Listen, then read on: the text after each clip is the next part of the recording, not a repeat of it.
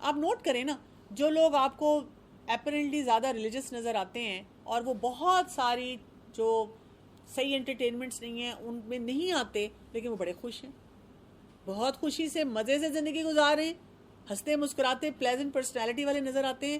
اور جو لوگ ان انٹرٹینمنٹس میں پڑے ہوئے ہیں ان کی الجھنیں ہی نہیں حل ہو رہی، پتہ نہیں کون کون سی دعوتیں اور کون کون سی ایکٹیویٹیز کر رہے ہیں. کیا فرق ہے؟ یہ انڈرسٹینڈ کریں اس ڈفرینس کو، تو اپنے اندر یہ ٹیسٹ ڈیولپ کریں کہ ہم نے ہیلدی انٹرٹینمنٹ اپنے اندر لے کر آنی ہے، حلال انٹرٹینمنٹ لے کر آنی ہے. عید آپ نے ایسے منانی ہے نا مزے سے، خرچوں کی بات نہیں میں کر رہی، ایسی بات نہیں کر رہی ہے جس میں آپ پھر وہی بات ہے کوئی ایسی ایکٹیویٹیز شروع کر دیں جو کہ صحیح نہیں ہے. لیکن خوشی، اب یہ نہیں کہ آج عید ہے very boring I am going to sleep, اور قربانی ہو جائے اور جب گوشت بٹ جائے اور اسمیل ختم ہو جائے پھر مجھے آپ نے بلانا ہے. اس عید کا مزہ ہی یہ ہے ہم صبح اٹھیں، فجر پڑھیں، پھر تیار ہوں، پھر مسجد جائیں، عیدگاہ جائیں، نماز پڑھیں عید کی. اور وہی بات ہے خواتین کے لیے کہ پھر آپ اگر ڈریسڈ اپ ہیں تو پھر ذرا کچھ چادر شادر اوپر لیں، کچھ کور کر کے جائیں، تاکہ مردوں کے لیے بھی ہم فتنہ نہ بنیں. ہم ہیں خوبصورت، کیا کریں پھر، مرد تو دیکھیں گے. اس کے بعد گھر آئیں. قربانی، عورتوں کی بھی قربانی کو پسند کیا گیا ہے کہ اگر عورت کوئی قربانی کرنا چاہتی ہے، بہت ڈیرنگ سمجھتی ہے، تو کرے نا قربانی. اور اگر نہیں کر سکتی تو دیکھے تو صحیح، اللہ کی خاطر یہ قربانی ہو رہی ہے. اور پھر اس کے بعد اس گوشت کو بانٹنا. تو ہم جو کہتے ہیں کپڑے بھی نہیں پہننے، اسمیل آئے گی کپڑوں میں سے، اور اللہ ایک ہنگامہ مچا ہوا ہوتا ہے گھر میں، گوشت گوشت گوشت گوشت گوشت نہیں کھانا. یہ گوشت کس کا؟ بکرے کا گوشت ہے. یہ بکرے اسٹیک کھا لینے ہیں جا جا کے، وہ جنک کھانے کھا لینے ہیں، لیکن جو قربانی والا گوشت ہے وہ نہیں کھانا. رسول اللہ صلی اللہ علیہ وسلم اس دن منی روزہ رکھتے تھے، نماز پڑھ کے آتے تھے، قربانی کرتے تھے اور اس گوشت میں سے پھر کھاتے تھے، اس سے روزہ کھولتے تھے. کیسے ہم سنت چھوڑ دیں؟ I am not a meat eater, I am a vegetarian, لیکن سنت نہیں چھوڑنی. کروں گی نا قربانی، دوں گی اس دن یہ قربانی، اپنے جذبات کی قربانی ہے نا کہ مجھے نہیں جی پسند گوشت. تو یہ بات ہے پلیزنٹ سین کریٹ کرنا. ہم کیا کہتے ہیں؟ ہم کہتے ہیں ہاں یہ چھوٹے بچے نے نا قربانی دیکھ لی، بخار ہو گیا اس کو. مجھے نہیں سمجھ آتی ہے کون سے پیتھوجنز ہیں. ہم کیوں نہیں اپنے بچوں کو بتاتے اللہ کی خاطر بیٹا ہم نے قربانی کی ہے. اتنی خوفناک گیمز اور پتہ نہیں کون کون سی ہارر موویز دکھاتے ہیں. آج کل کی تو ہارر مووی کو دیکھ نہیں سکتا، وہ دیکھ لیتے ہیں، قربانی نہیں دیکھی جاتی. تو قربانی دیکھیں اور ریوائیو کریں اپنا سارا اسپرٹ. پھر رشتہ داروں کو ملنا، ان میں بانٹنا. اچھا گوشت جو قربانی کا ہے وہ اس کو کیا کرنا ہے؟ آپ 3 حصے کریں، اپنے رشتہ داروں کو بھی دیں، محلے والوں کو بھی دیں. ایک اچھی فیلنگ آتی ہے، سم ون ریمبرز یو. پھر اسی طرح سے ہم دیکھتے ہیں رسول اللہ صلی اللہ علیہ وسلم نے امت کو بھی قربانی کرنے کی جو ہے وہ بہت زیادہ تاکید کی ہے، اور یہ فرمایا کہ اے لوگو ہر سال ہر گھر والوں پر قربانی ہے. استطاعت کے باوجود قربانی نہ کرنے والے لوگوں کے بارے میں رسول اللہ صلی اللہ علیہ وسلم نے فرمایا جو وسعت کے باوجود قربانی نہ کرے وہ ہماری عیدگاہ کے قریب نہ آئے. یہ جو لوگ کہتے ہیں نا اتنے کا بکرا آتا ہے کسی غریب کو دے دیتے ہیں، وہ چھت ڈال لے، وہ یہ کر لے، وہ یہ کر لے. مجھے یہ نہیں سمجھ آتی، حج عمرے اور قربانی کے لیے یہ بات ہمیں یاد آتی ہے، لیکن ہم شادی پہ وہ جو 5 لاکھ یا 10 لاکھ کا ڈریس بنا رہے ہیں اس وقت ہم کیوں نہیں کہتے 60,000 کا ڈریس بناؤ بھائی، سادے کپڑے پہنو اور وہ سارے پیسے دے دو غریبوں کو. جب ہم ویکیشن لیتے ہیں، آج کل آپ مجھے بتائیں ٹکٹ کتنے کا ہے؟ 3 سے 4 لاکھ کا. اب وہ ٹکٹ آپ کا آنا ہے، پھر آپ نے شاپنگ کر کے جانا ہے، شاپنگ کر کے آنا ہے. ہر سال آپ نے امریکہ جانا ہے، یو کے جانا ہے، باقی جگہ جانا ہے، وہ تو کوئی نہیں یاد کرتا. اچھا شادی کے ایونٹس دیکھ لیں، اس پہ کھانے دیکھ لیں، اس پہ کوئی کیوں نہیں کہتا. قربانی پہ کہتے ہیں کہ نہیں قربانی نہیں کرنی چاہیے، دیکھیں یہ پیسے دے دینے چاہیے کسی کو. آپ دیکھیں کہ اس پہ میری ایک دوست ہیں ڈاکٹر ہیں، انہوں نے ایک دفعہ ریسرچ کی تھی، تو انہوں نے یہ کیا کہ بہت ساری ایریا کی تقریباً کوئی سمجھے 50 to 100 میڈ سے ایک پرفارما فل کروایا.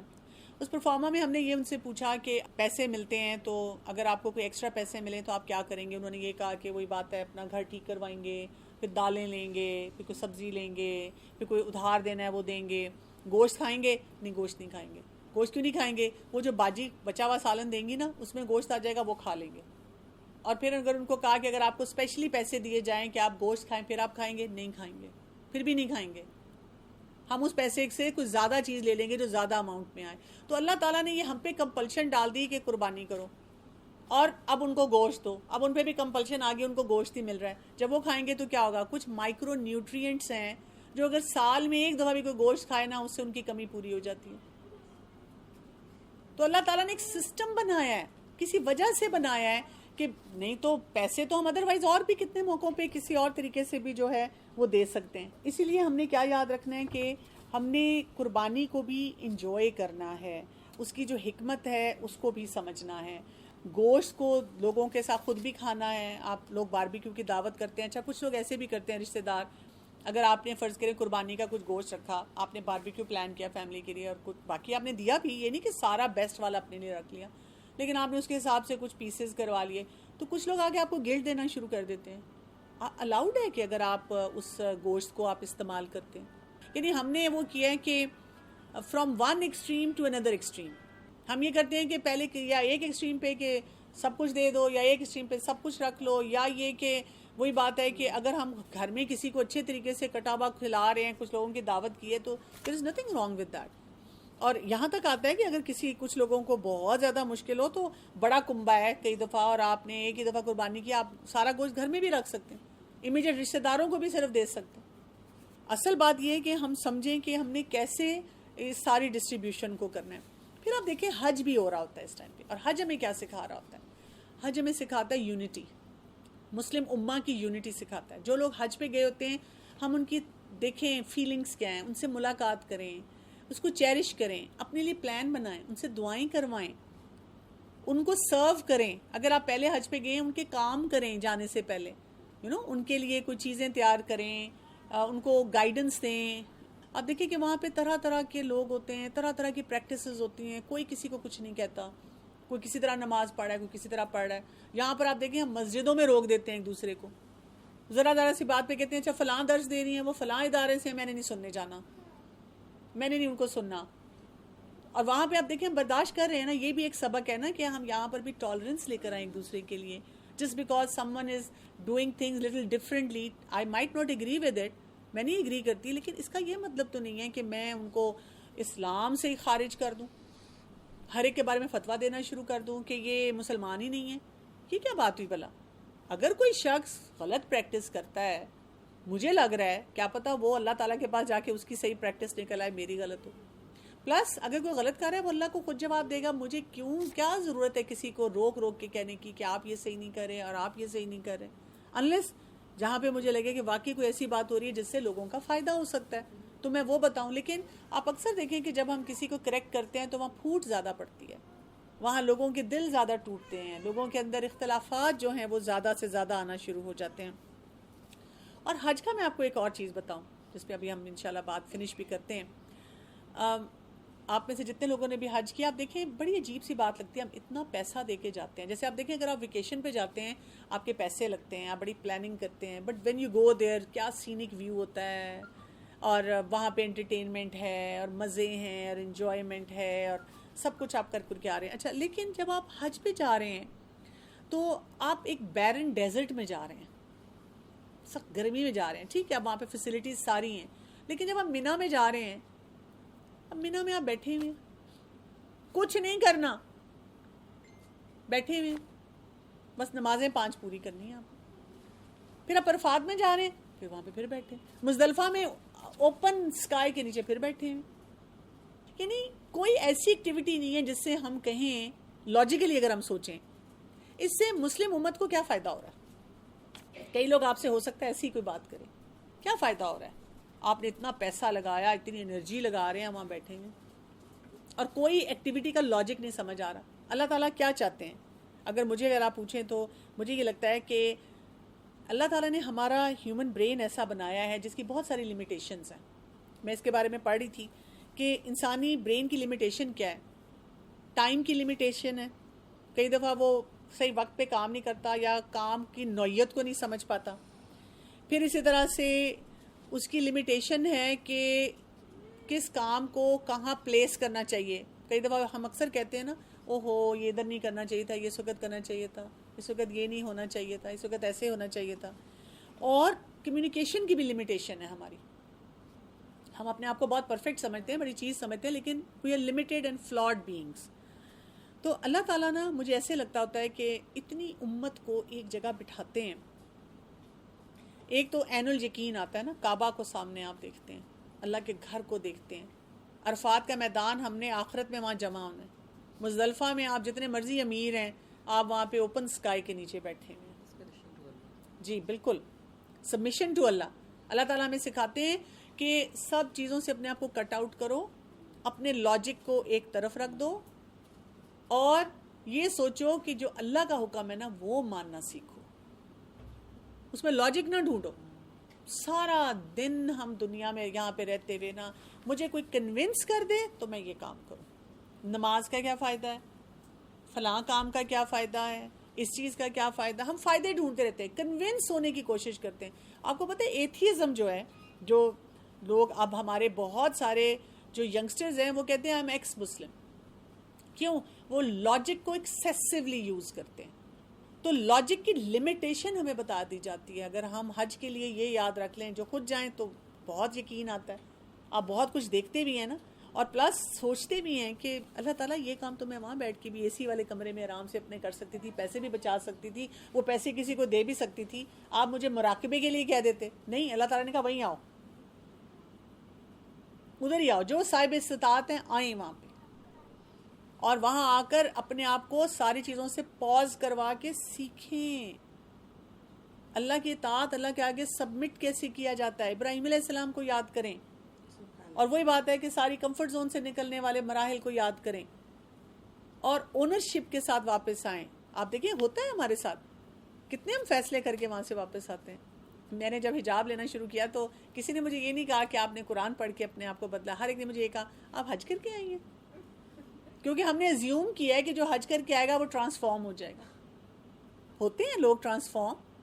یہ سب باتیں ہیں جو ہم ذی الحجہ میں یاد رکھیں. یعنی کہ نیکیاں تو ہم کر لیں گے, ہمیں یہ حدیث پتہ بھی ہے, لیکن تھوڑی سی ڈیپر تھاٹ, تھوڑے سے ایسے معاملات کے بارے میں سوچیں کہ ہم اپنے آپ کو بہتر بنائیں. ہمیں دوبارہ سے یہ 10 دن دیے جا رہے ہیں, اور اس کے پیکج کو انڈرسٹینڈ کریں, اور ابراہیم علیہ السلام کے بارے میں پڑھیں, کعبہ کی ہسٹری پڑھیں, بچوں کے ساتھ شیئر کریں گھروں میں کہ کعبہ کیسے بنا, کیسے اس کے ڈفرینٹ سٹیجز تھے. Very interesting history. آپ کو یوٹیوب پہ بھی کچھ ایسے مل جاتے ہیں, ویڈیوز بھی بنی ہوئی ہیں اور نریشنز ہیں. ابراہیم علیہ السلام کی سٹوری ڈیلی گھر میں بچوں کو سنائیں, فیملی ممبرز کے ساتھ, فرینڈز کے ساتھ شیئر کریں, ٹارگٹ سیٹنگ کریں اپنے لیے کہ میں نے کیا کیا کام کرنے ہیں. Do not waste these 10 days, بالکل کسی صورت میں ان کو ویسٹ نہیں کریں. یہ سارے روزے نہ رکھ سکیں اور بیچ میں سے جیسے اسکپ کر کے روزہ رکھ, دیکھیں نفلی روزے ہیں نا, تو نفلی روزہ تو آپ 2 رکھ لیں, 4 رکھ لیں, 10 کے 10 رکھ لیں. بہت مشکل لگ رہا ہے تو یوم عرفہ کا رکھ لیں. بیماری کوئی ایسی ہے یا کوئی مسئلہ آپ نہیں رکھ سکتے تو باقی کام کر لیں.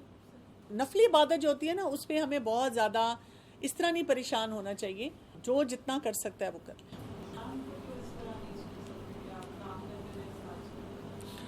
دیکھیں قرآن مجید کو جو ویسے سننا چاہیے وہ تو بیٹھ کے ٹھہراؤ کے ساتھ سننا چاہیے, لیکن اگر آپ کام کر رہے ہیں اور آپ تلاوت سننا چاہ رہے ہیں اور آپ فوکس تلاوت پہ کرتے ہیں اور کام جو ہے اس کو کمپلیٹ کرتے ہیں تو دیر از نو ہارم.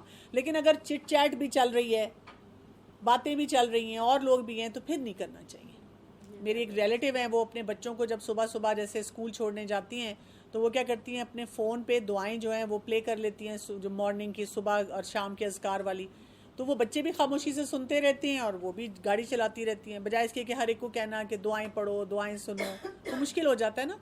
تو اس طرح سے آپ اسمارٹلی ان گیجٹس کو اور ان چیزوں کو یوز کر کے جس میں بے ادبی بھی نہ ہو, اس کا فوکس بھی درست ہے, آپ کر سکتے ہیں. جیسے میں نے حج کیا ہے اور جیسے لوگ کہتے ہیں حج بدل کرنے ہیں, وہ نہیں کر سکے, یا میری والدہ فوت ہو گئی نہیں کر سکی, ان کے بدلے میں ان کا حج کر سکتی. جی آپ حج بدل کر سکتے ہیں, آپ کے کوئی بھی رشتہ دار ہوں, لیکن اس میں یہ ضروری ہے کہ ان کی نیت ہو حج کرنے کی. کئی دفعہ ہمارے کوئی رشتہ دار ایسے ہوتے ہیں جن کی نیت نہیں ہوتی, جنہوں نے کبھی پلان ہی نہیں کیا, تو جن کی نیت ہی نہیں تھی اس کے لیے آپ حج بدل کیسے کریں گے نا. عمرے کا کوئی اپرچونٹی مل رہا ہے نا, تو عمرے پہ نہیں جاتے کہ ہم ایک ہی دفعہ حج پہ پہلے جائیں گے, ہم نے حج نہیں کیا وہاں, تو یہ نہیں کریں. کئی دفعہ آپ کو دیکھیں کوئی اپرچونٹی مل رہا ہوتا ہے عمرے پہ جانے کا, تو جائیں اور اللہ سے توفیق مانگے کہ حج کا بھی آپ کو موقع ملے نا, کیونکہ حج کا ایک اسپیسیفک ٹائم ہے. کئی دفعہ وہ آپ کے لیے نہیں ہوتا یا نام نہیں آپ کا آتا یا کوئی اور ایسی سچویشن بن جاتی ہے. تو عمرے کا اگر پروگرام بنا ہے اور آپ حج نہیں بھی کیا ہوا تو آپ کریں عمرہ. قرآن شریف اردو میں سنا جائے یا پڑھا جائے، میری سمجھ میں یہ ہے کہ میں اس کو سمجھ رہی ہوں. بالکل عربی میں مجھے عربی نہیں آتی، بالکل. لیکن سنا ہے کہ یہ صحیح نہیں ہے. This is an important question کہ قرآن مجید کو انگلش میں یا اردو میں پڑھا جائے، ٹرانسلیشن جو اس کی کہ سمجھ آئے ہمیں، لیکن انہوں نے کہا ہے کہ سنا ہے کہ درست نہیں ہوتا.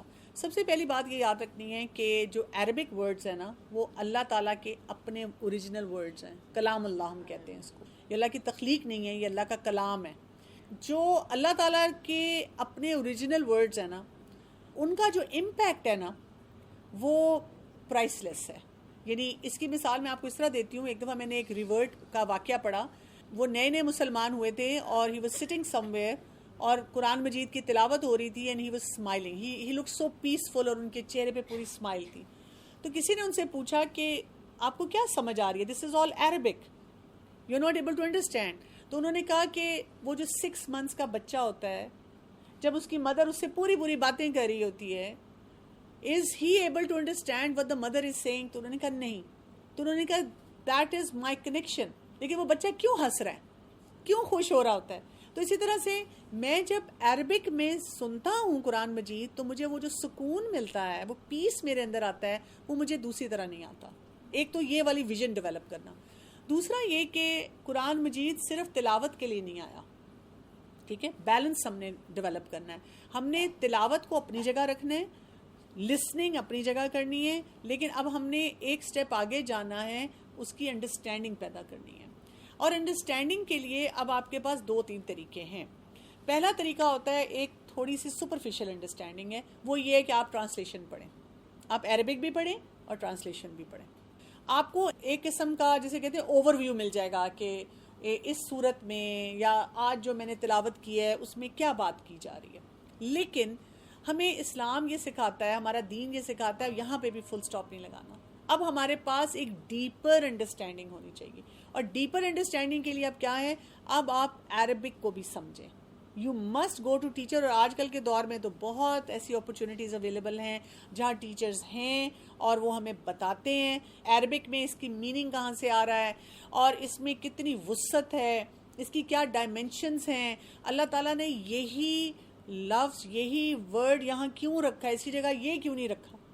اور وہ جب آپ پڑھیں گی نا تو آپ کی جو ایک بانڈنگ ہے نا قرآن کے ساتھ اتنی اسٹرانگ ہوگی نا کہ آپ بالکل میسمرائزڈ ہو جائیں گی.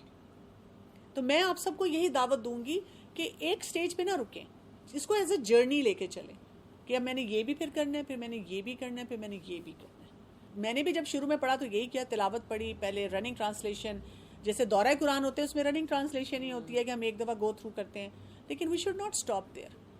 اسی لیے تو پھر ہم دیکھیں ہر جگہ بیٹھ کے چھوٹے چھوٹے وہی سوال ریپیٹ کرتے رہتے ہیں. مجھے پتا ہوتا ہے یہ والی ٹاک میں کروں گی نا یہی 5 سوال آنے ہیں. آئی نو اٹ. وائی؟ بیکاز ہم نے سپرفیشل پڑھا ہوتا ہے. تو ہم سب کو ڈیپر پڑھنا چاہیے. یعنی زیادہ تر لوگ جب مجھے ملتے ہیں مجھے کہتے ہیں آپ ماشاءاللہ ایک اسکالر کے لیول پہ ہیں، آپ کو اتنا آتا ہے. میں کہتی ہوں نہیں، I am just a student of Quran. لیکن کیونکہ آپ لوگوں نے اتنا نہیں پڑھا ہوا نا، جتنا مجھے آتا ہے اتنا آپ سب کو آنا چاہیے. ہم سب کو آنا چاہیے، ہم سب کو یہ ایفرٹ کرنی چاہیے. پھر آپ کو پتا چلے گا اسکالر کون ہوتا ہے. ہماری پرابلم یہ ہے کہ جب کوئی اسکالر ہمیں بات بتاتے ہیں نا تو ہمیں بات صحیح بتا رہے ہوتے ہیں. انہوں نے پوری زندگیاں لگائی ہیں. They are like head of departments. ربنا تقبل منا انک انت السمیع العلیم وتب علینا انک انت التواب الرحیم. سبحانک اللہم و بحمدک اشہد ان لا الہ الا انت استغفرک و اتوب الیک.